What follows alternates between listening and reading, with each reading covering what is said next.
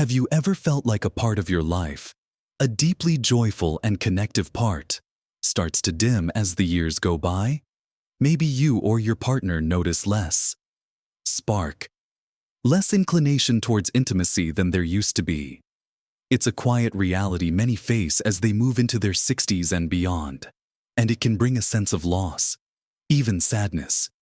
You might wonder if that vital energy, that desire, is just gone forever. It feels like a door is closing, leaving you feeling perhaps less vibrant, less connected. But what if I told you there might be a simple, overlooked way to gently nudge that door back open? A potential path to reigniting some of that vital energy, some of that desire, using nothing more than your own touch. It might sound surprising, even a little unbelievable. But the body holds many secrets, pathways to well-being that are often forgotten. In this video, we're going to explore a fascinating idea, a specific point you can focus on that some believe holds the key to unlocking dormant vitality and potentially reigniting desire. It's a simple technique, rooted in ancient understanding of the body's energy. And it's something you can do for yourself, right at home. We'll walk through exactly where this point is, how to work with it, and why it just might make a difference. Stick with me to the end, because what you learn about this pressure point and how it connects to your overall vitality might just surprise you. Let's dive right in, starting with this intriguing idea of pressure points. You see, throughout history, various traditions have understood the body not just as a collection of organs and bones, but as a network of energy pathways. Think about acupuncture or acupressure. They work on the principle that stimulating specific points on the body can influence overall health and function. And yes, that includes influencing areas related to vitality and desire. When we talk about reigniting desire as we get older, it's often not just one simple thing that's causing the shift. It can be a combination of factors: changes in circulation, hormonal shifts, increased stress, maybe less energy overall, or even just falling out of the habit of prioritizing intimacy. What a pressure point like the one we're going to discuss can potentially do is act as a gentle nudge to the body's own systems, encouraging better flow, more relaxation, and a sense of increased vitality that can, in turn, positively impact desire. It's not a medical treatment for underlying conditions, and it's always wise to talk to your doctor about any health concerns, especially those related to hormonal changes or other physical issues impacting intimacy. But this is about exploring complementary ways to support your body's natural capacity for well-being and energy. Now, let's talk about the specific pressure point we're focusing on. It's often referred to as Kidney 1 or KD1 in some traditional systems. It has several names, but its location and potential effects are what's important here. This point is located on the sole of your foot. Think about finding the ball of your foot, just behind the toes. If you were to curl your toes downwards, a small depression would appear on the sole, roughly in the upper third of your foot, directly below the space between your big toe and your second toe. That's Kidney 1. It's a point considered incredibly grounding and is often used to help with energy levels and feelings of being overwhelmed. Why this point for desire? Well, in traditional understanding, the kidney energy system is deeply connected to vitality, life force, and yes, reproductive and sexual health. It's seen as the root of our energy reserves. When this energy is low or blocked, it can manifest in many ways, including reduced desire or a feeling of being depleted. Stimulating KD1 is thought to help tap into and nourish this essential energy, promoting a sense of vigor and grounding that can be foundational for intimacy. Finding the exact spot might take a little exploration. Sit comfortably in a chair where you can easily reach your foot. You can either use your fingers, perhaps your thumb, or even a knuckle or a blunt object like a golf ball or a designated massage tool if you find it easier. Gently press into the area. You might feel a slight tenderness or a different sensation compared to the surrounding tissue. That's often an indication you're on the right spot. The technique isn't about causing pain, but about applying steady, firm pressure. You can hold the pressure steadily, or you can massage the point with small circular motions. Experiment to see what feels most comfortable and effective for you. Some people prefer a firm press and hold for a minute or two, while others like to massage the area for several minutes. It's about tuning into your own body and what feels right. You can do this on one foot, or preferably, on both feet, since it's on the sole. It's easy to do while watching television in the evening, sitting at your desk, or just relaxing. Making it a part of your routine is key. Now, you might wonder how long you should do this, or how often. There's no strict rule, but consistency is generally more important than duration in any single session. Aim for a few minutes on each foot, perhaps once or twice a day. Some people find it helpful to do it in the morning to help with energy levels throughout the day, and others prefer the evening as part of a winding down routine. The beauty of this practice is its simplicity and accessibility. You don't need any special equipment or training. It's just you, your hands, and your feet. As you apply pressure or massage, try to breathe deeply and mindfully. Pay attention to the sensations in your foot and feel grounded. This isn't just about stimulating a physical point. It's also about taking a moment for yourself, connecting with your body, and intentionally focusing on well-being. This small act of self-care can have ripple effects, helping to reduce stress and promote relaxation, both of which are incredibly important for overall vitality and, yes, for fostering desire. Think of it as tending to the roots of your energy tree. When the roots are nourished, the whole tree thrives. Stimulating KT1 is like giving those roots a little extra care. It's a quiet conversation with your body, reminding it of its inherent capacity for energy and aliveness. Over time, this consistent practice can contribute to a feeling of being more energized and present, which are wonderful foundations for connecting with a partner. Building on this idea of supporting your body's natural energy flow through simple actions, it's important to remember that desire isn't just a switch you turn on or off. It's influenced by so many aspects of our well-being. While stimulating Kidney 1 can be a powerful tool, it works best as part of a broader approach to living well. Think about other simple things that contribute to feeling vibrant and alive. The very things that make you feel like you have the energy and inclination for intimacy. For instance, gentle movement.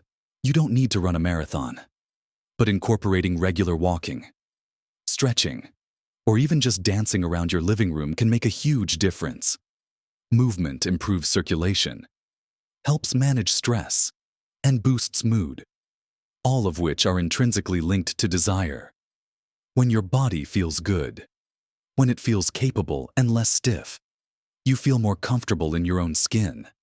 And that confidence and physical ease translate into feeling more open to intimacy. Even short bursts of activity throughout the day add up. A 10-minute walk after a meal, taking the stairs when you can, or spending time gardening. These aren't just good for your physical health. They nourish that vital energy we talked about. The same energy connected to desire. Another seemingly small thing that has a big impact is hydration. Our bodies are mostly water, and being even slightly dehydrated can lead to fatigue, headaches, and a general feeling of being off. When you're feeling low on energy or not quite right, intimacy is often the last thing on your mind. Simply making sure you're drinking enough water throughout the day can help your body function more efficiently, including supporting healthy circulation. It's not glamorous, but it's fundamental. Think about carrying a water bottle with you and sipping from it regularly. Herbal teas can also contribute to your hydration goals and offer relaxing or invigorating properties depending on the type.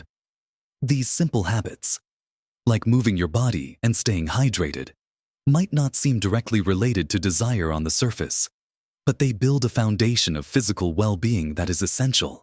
When your body feels more alive, more comfortable, and more energized, The emotional and physical space for desire opens up naturally. It's about creating the right conditions for that spark to reignite. The Kidney 1 pressure point practice can enhance these efforts by specifically targeting that energy meridian associated with vitality. Consider also the impact of stress. We all have stress in our lives, but chronic stress can be particularly draining. It floods the body with stress hormones that, over time, can dampen desire and general vitality. Finding ways to manage stress is crucial. This doesn't mean eliminating stress entirely, which is impossible, but finding healthy ways to cope. This could be anything from deep breathing exercises, which you can even do while stimulating the Kidney 1 point, to spending time in nature, pursuing a hobby you love, or connecting with friends and loved ones. Simple relaxation techniques, like listening to calming music, taking a warm bath, or gentle stretching before bed, can make a significant difference in lowering stress levels. And when stress is reduced, your body and mind are more receptive to feelings of connection and intimacy. The pressure point technique itself can be a stress-reducing practice. Taking a few minutes to sit quietly and focus on applying pressure to your feet is a form of mindfulness, grounding you in the present moment and pulling you away from racing thoughts. So, while the Kidney 1 point is specifically linked to vitality energy in traditional practices, the act of working with it also offers benefits of relaxation and self-care, which are incredibly powerful allies in reigniting desire as we age. It's easy to fall into the trap of thinking that reduced desire after 60 is inevitable, a simple consequence of aging that you just have to accept. But that doesn't have to be the whole story for everyone. By understanding that vitality and desire are multifaceted and influenced by simple, everyday factors, we empower ourselves to take action. Combining a targeted practice like stimulating the Kidney 1 pressure point with foundational habits like gentle movement, hydration, and stress management creates a powerful synergy. It's about nurturing your body and mind from multiple angles, building a reservoir of energy and well-being that supports all aspects of your life, including intimacy. It's not about trying to turn back the clock, but about living fully and vibrantly in the present. At whatever age you are, these are accessible, gentle practices that anyone can incorporate into their day.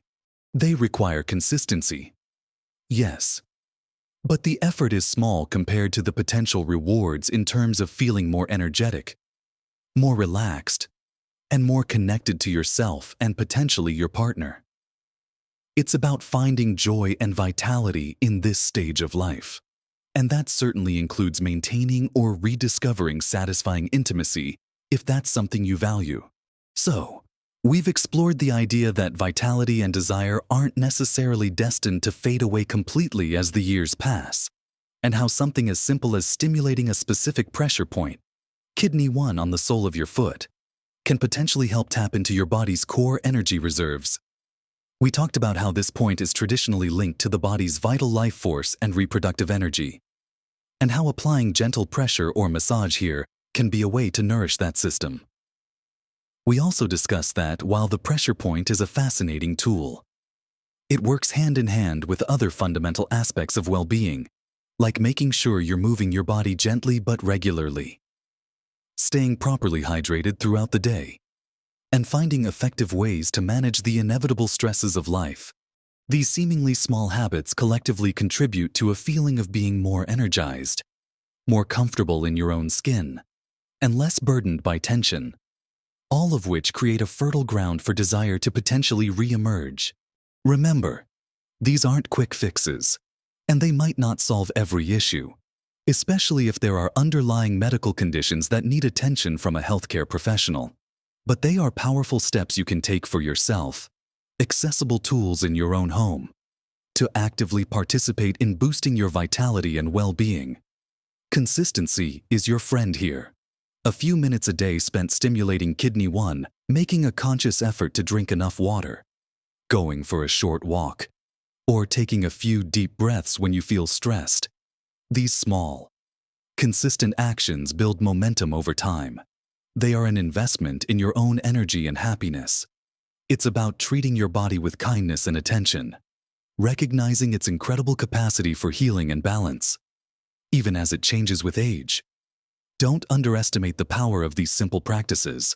They are about nurturing the whole person.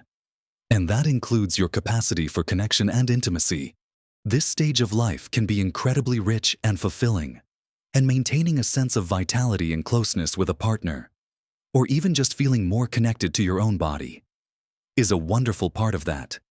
Exploring things like pressure points and doubling down on those basic self-care habits isn't about chasing youth. It's about embracing the present with as much energy and joy as possible. It's about taking control of what you can, using the wisdom available to support your body's natural processes. So, why not give it a try? Find that spot on your foot. Spend a few minutes with it each day and see how it makes you feel. Pay attention to how you feel when you move your body more, when you stay hydrated, when you find moments of calm amidst the busyness. These are all threads in the tapestry of your well-being.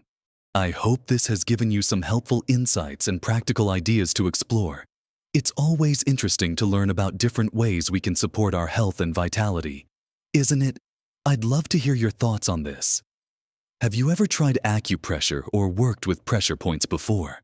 Are there simple habits you found particularly helpful for boosting your energy or sense of well-being as you've gotten older? Share your experiences and insights in the comments below. Your wisdom can benefit others in our community. And if you found this information valuable, please give the video a like. It really helps us know what kind of content is resonating with you. And don't forget to subscribe to the channel if you haven't already, and ring the notification bell, so you don't miss out on future videos where we'll continue to explore practical tips and insights for living a vibrant, fulfilling life at every age. Thank you for watching and spending this time with me. Remember, you have more power over your well-being than you might think. Keep exploring, keep nurturing yourself, and live your best life at every age.